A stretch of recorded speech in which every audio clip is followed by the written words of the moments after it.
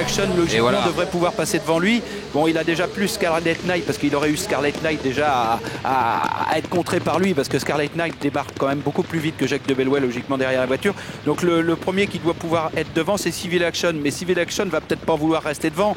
Donc dans une configuration comme ça, il peut peut-être essayer de repasser au bout de 200 mètres en abordant la plaine, et peut-être essayer de repasser devant Civil Action, mais à condition de très bien partir aussi, lui aussi. Magnifiquement présenté Cassière de Guèze avec Jean-Michel Bazir, numéro 15. Cassière de Guèze, le lauréat du circuit du GNT l'an dernier, lauréat de la finale du GNT, et il a remporté également le prix de Belgique. Oui, sans enraînement, hein. Un cheval bon, très malheureux dans le prix d'Amérique, puisqu'il est parti au galop. Il a fait la faute 50 mètres après le départ, et puis en pleine, on connaît l'accident, hein, avec Jaminska et Jabba Dupont.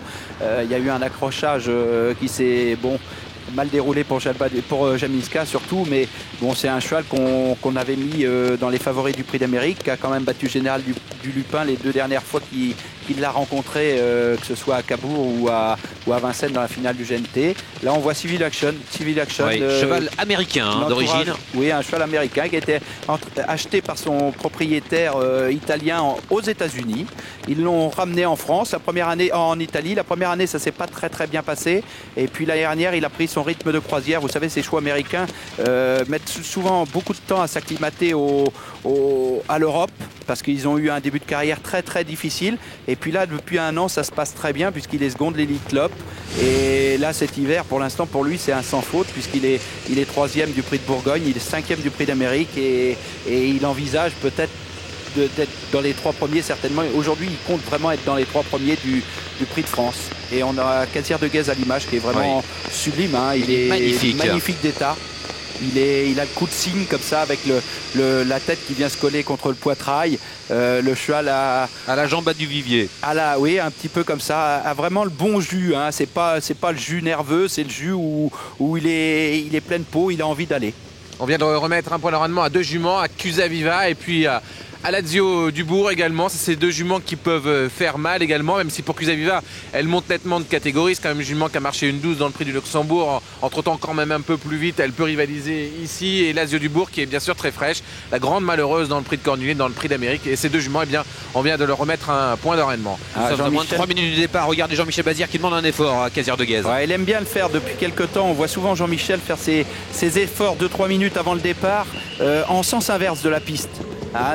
Donc corde à droite, comme il rentre souvent très tard en piste, Jean-Michel, 2 minutes avant le départ, en sens inverse, en allant se rendre vers les aires de départ justement, donne un petit hit plus poussé comme ça pendant 200 mètres pour faire vraiment augmenter le rythme cardiaque et puis échauffer complètement son cheval. Naglo vient de passer dans le sens inverse, c'est-à-dire corde à droite pour lui, ce sera corde à gauche tout à l'heure. Et le cheval était vraiment bien poussé par avant le départ du prix d'Amérique où il nous avait impressionné. Ouais, c'est vrai qu'il a eu un parcours malheureux ensuite quand même, il faut le savoir. Oui, à 3 nez au vent, c'était pas possible, hein, mais c'est vrai qu'aujourd'hui il revient bien, et c'est son exactement, c'est vraiment sa vraie distance.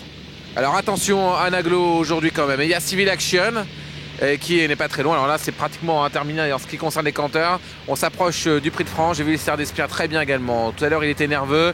Et après les autostarts, ça allait nettement mieux. Le cheval a envie de combattre, visiblement. Alors on attend que les tracteurs sortent de la piste. Et la voiture starter est déjà prête à prendre en charge les 13 concurrents de ce prix de France 2005. La décontraction de Jacques de Bellouet avant ce parcours de vitesse. Ouais, c'est le signe des grands, hein, qui sont détendus, qui ont vraiment la force pour eux, la force tranquille, on va dire. Il y a eu Céline Bazir, l'épouse de Jean-Michel, qui va soutenir Cassière de Guèze. Voici Jacques de Bellouet, c'est assez incroyable, hein. Il est calme avant le départ, et le public de Paris-Vincennes présent pour assister à ce très grand rendez-vous, le Prix de France, l'un des plus grands rendez-vous du meeting d'hiver. Il y a le prix de Cornulier, il y a bien sûr le prix d'Amérique, le prix de France, dans une semaine le prix de Paris.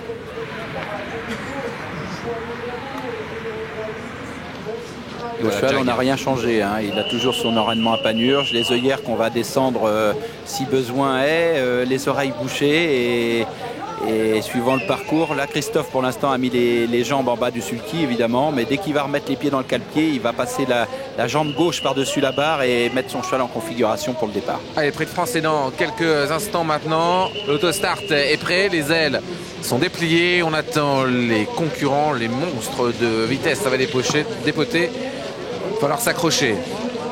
Voilà, les personnes présentes sur le balcon, on a aperçu même des personnes qui viennent du monde du galop. On a aperçu David Bonilla notamment, le fameux jockey de plat. Attention au départ, on va se placer à présent derrière la voiture.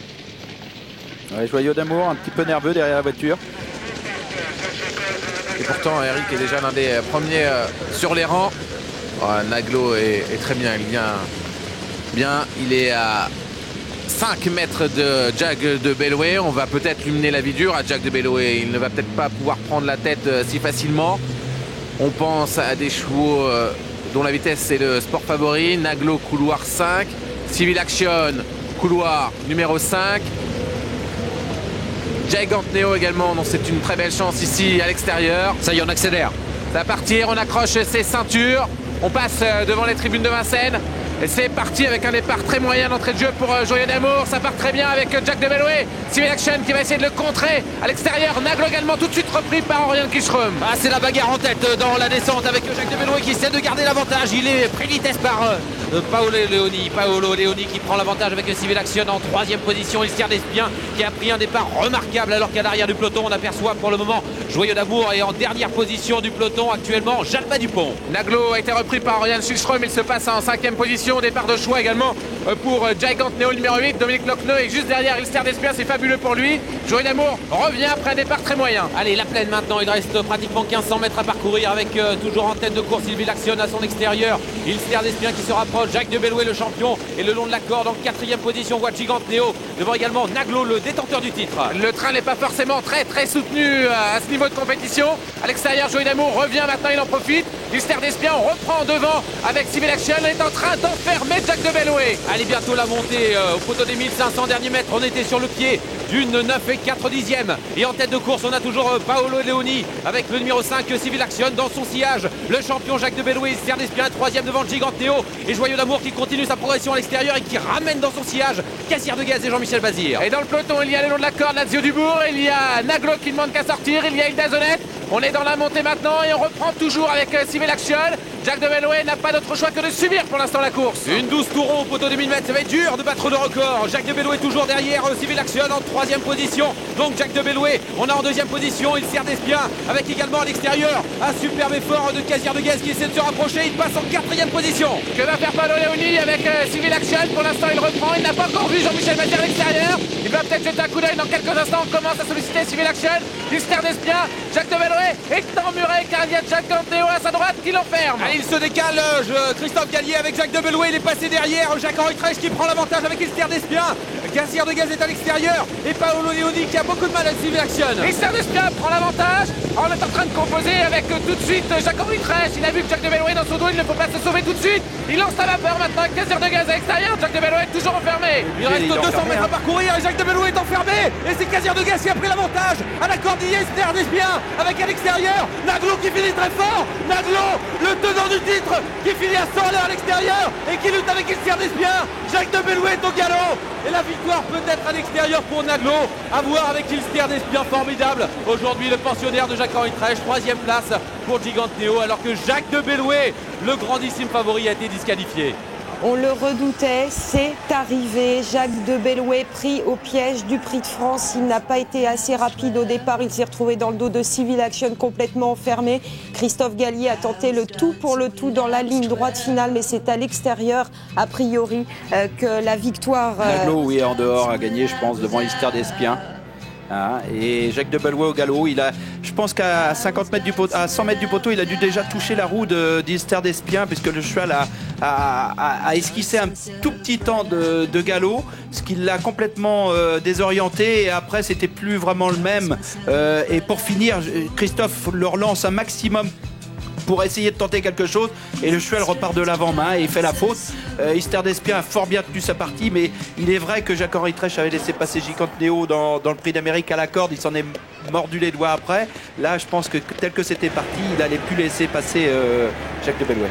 Naglo s'impose pour la deuxième fois dans le Prix de France. Lise, regardez-le à l'extérieur. Et Easter d'Espien qui avait l'avantage encore à quelques mètres du poteau. Il a dû y croire, Jacques-Henri. Il a dû y croire. Il a l'avantage encore. Il va se faire rejoindre et dépasser par Oriane Kihlström. La troisième place pour Casir de Guez, le numéro 15. Le 8, Gigante Néo est quatrième. Et le 9, Hilda Zonette est cinquième. 4, 7, 15, 8 et 9.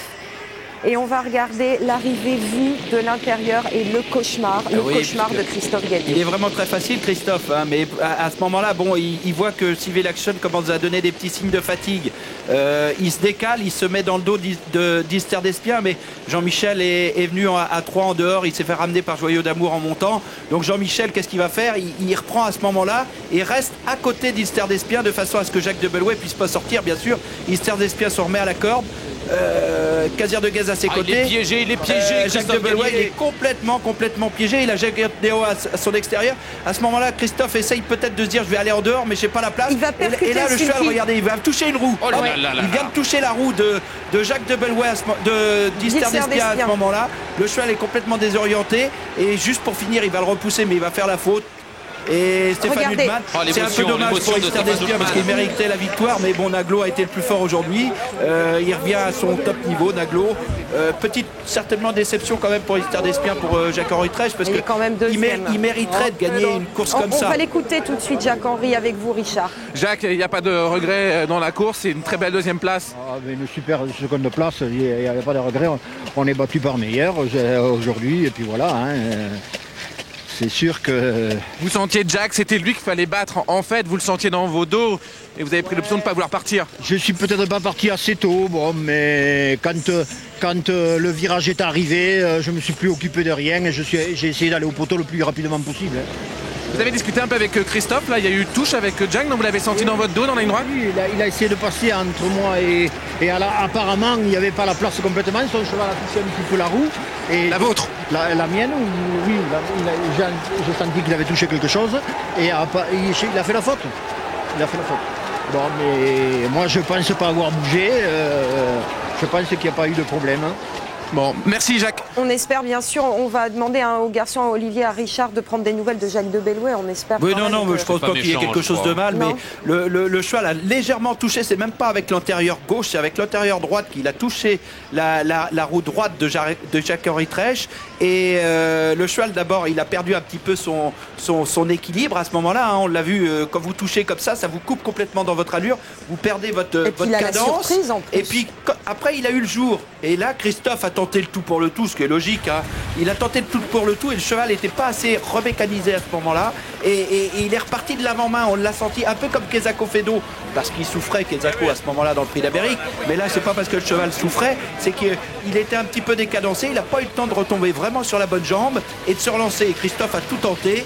Bon, le cheval est parti à la faute comme ça, quoi. Honneur au vainqueur, il a remporté cette course l'an dernier, Naglo, qui a eu une très mauvaise passe après sa victoire dans le Prix de France en 2004. Il s'impose ici pour Stéphane Hultmann, très ému après l'arrivée de cette course. Oriane Kihlström qui remporte de nouveau cette grande